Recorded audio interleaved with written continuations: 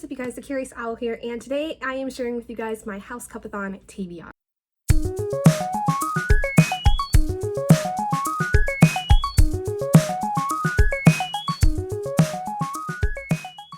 So although the entire HouseCupathon runs throughout the entire month of June, this is not necessarily my extensive June TBR because I still have like my random TBR pick for June and my library lottery pick for June that I still have to do, which I will reveal in that particular June TBR video where I show you guys all of the books I will be reading in the month. I have one other readathon though I am doing outside of the HouseCupathon, which goes on for the first 2 weeks of June, which is the Feel Goodathon readathon. I'm gonna have a whole separate video for the Feel Goodathon TBR, so keep your eyes peeled for that. But today I'm gonna go through my particular HouseCupathon books.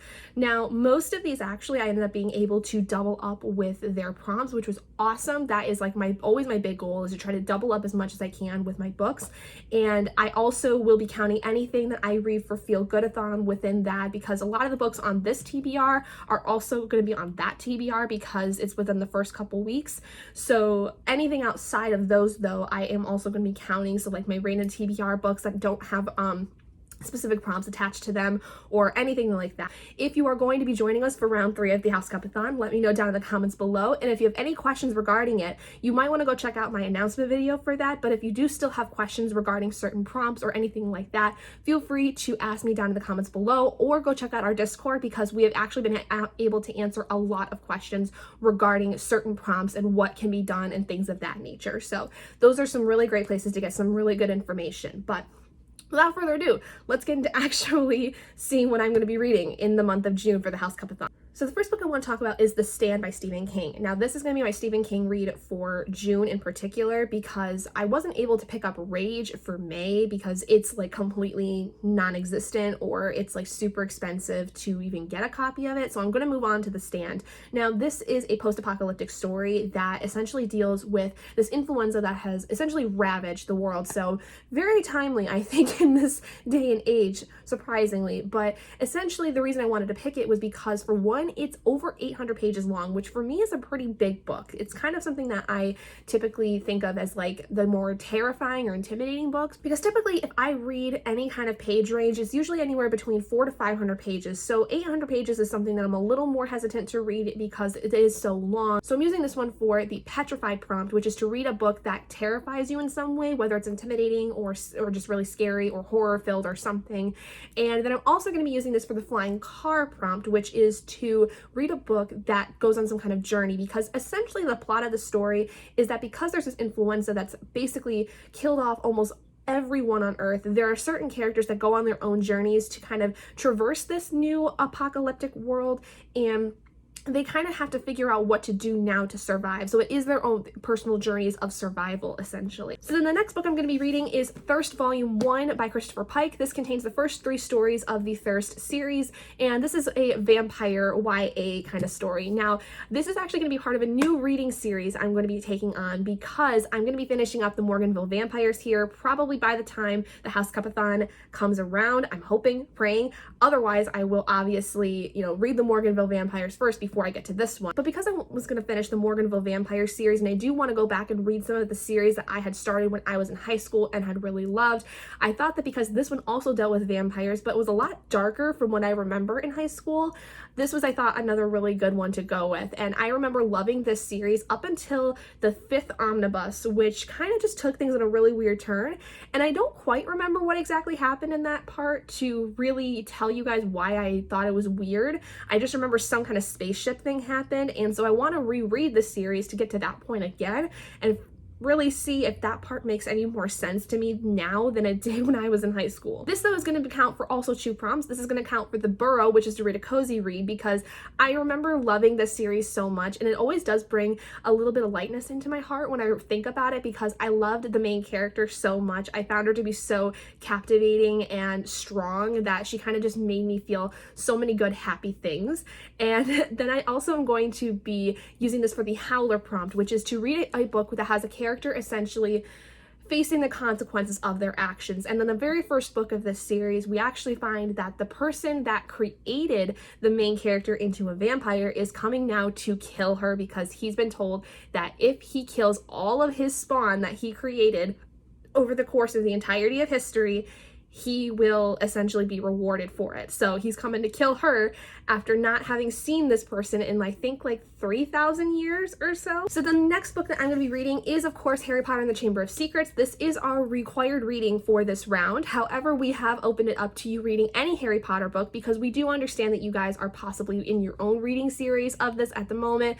We though are going to be reading Harry Potter and the Chamber of Secrets for this round, and we will be doing a kind of buddy read almost with it. So we do have a schedule for that in our Discord that you can go check out. So obviously this is going to be the required reading prompt, and then this is also going to be for the Tom Riddle's journal prompt, which is to read a book that has an author that uses either a pen name or their initials, which this is by J.K. Rowling. The next book I'm going to be reading is Illuminated by Amy Kaufman and Jay Kristoff. One of my more anticipated reads because I really like Jay Kristoff, and I have heard so many people say that this is one of their favorite series with Jay Kristoff and Amy Kaufman, and I know that this is kind of a duo that really just seems to put out really great work because they not only have this series, but they also have the Aurora Rising series, which I tried reading Aurora Rising last year and I liked it a lot but ran out of time to read it. So I do have now though an ebook copy of that, so I hope that I might be able to get to that one again soon. But I kind of want to read this one because I feel like for some reason this is always a good one to start with when it comes to reading their sci-fi stories. This is going to be for the Polyjuice Potion prompt, which is to read a book that is in a non-traditional format.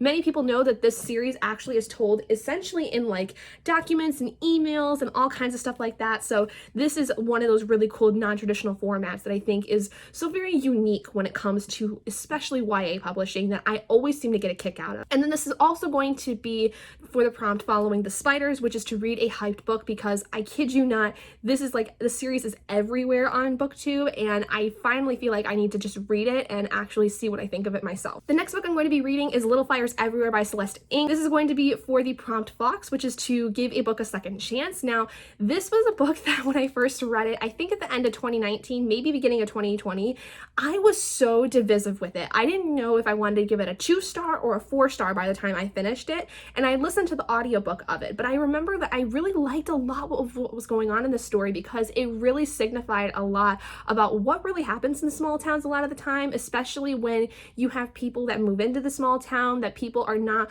really jiving with or they think is kind of an outsider.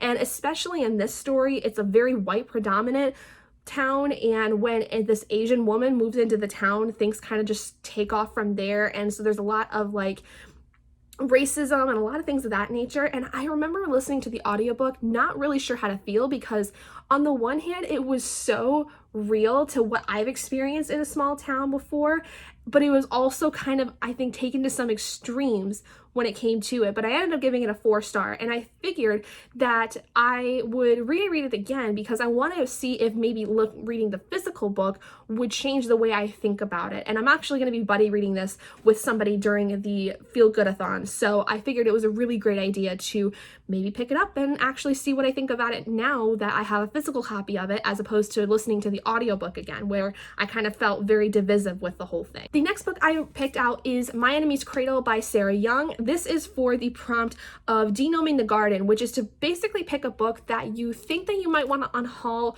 but you want to read it first before you make that decision because you're not really sure of how you're going to like it. I did pick this up in a library book sale thing, I think, a couple of years ago, and to be honest, I completely forgot about it, which is also why this is going to count for the Death Day Party prompt, which is to read a book you totally forgot that you owned.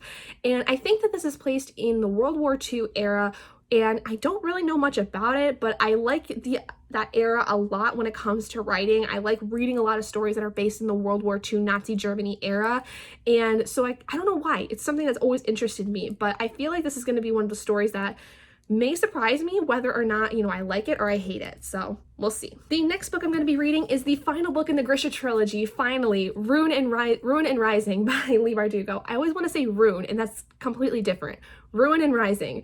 This is the culminating end to the Grisha trilogy, and I'm actually really excited because I didn't care so much for Siege and Storm, but I've heard so many people say that once you get through Siege and Storm and get to the last book, that the series gets way, way better, and that the third book is probably the best out of the 3. This is going to count for the Lockhart prompt, which is to read a book with a character that everyone seems to love, and pretty much a lot of people in this series either like the Darkling or they love Mal. So I think that either one is valuable in this prompt.